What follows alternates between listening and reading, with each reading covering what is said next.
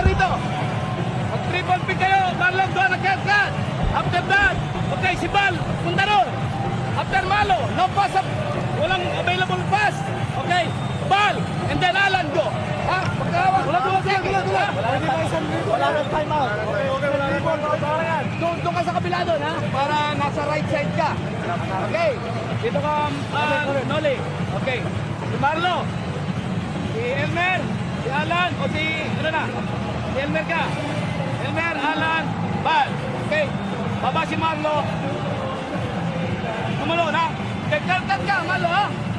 Paglibre si Marlo, hitin mo. Now, wala, Bal. Go. Bal. 2 points. Huwag kayo pumunta sa 3 points. Ha? 2 points na kailangan. Dito ang pinaka-key is the inbound passer. Siya ang magiging focal point ng pagkilos ng kupunan ng Barangay Ginebra. 2 seconds to go dito sa ball game. Ang advantage na meron ng kupunan ng Barangay ay yung kanilang yung kupunan ng Mobile Line is in the penalty. Yes, at ang importante, sabi mo nga, Chino, kailangan malinis ang pagkaka-receive dito. Pagka nagkagulo sa reception dito, mauubos yan 2 segundo na yan. Kapit at panoorin natin ang huling 2 segundo. Inbound ni Loksit. Walang makita. Valdavid has it. Valdavid spins, fires.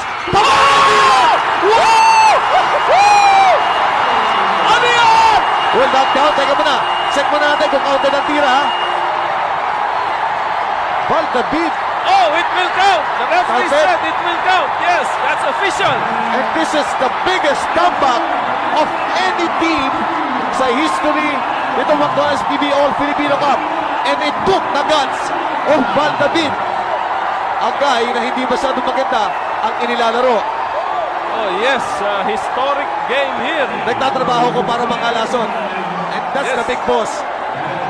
Ayan. Sino ba naman hindi matutuwa sa ginawa ng kanyang mga players? Oh, grabe. Yung Mobile Line ang pinakamalaking tama dito. No? As we take a look at the celebration, of course. Big Norse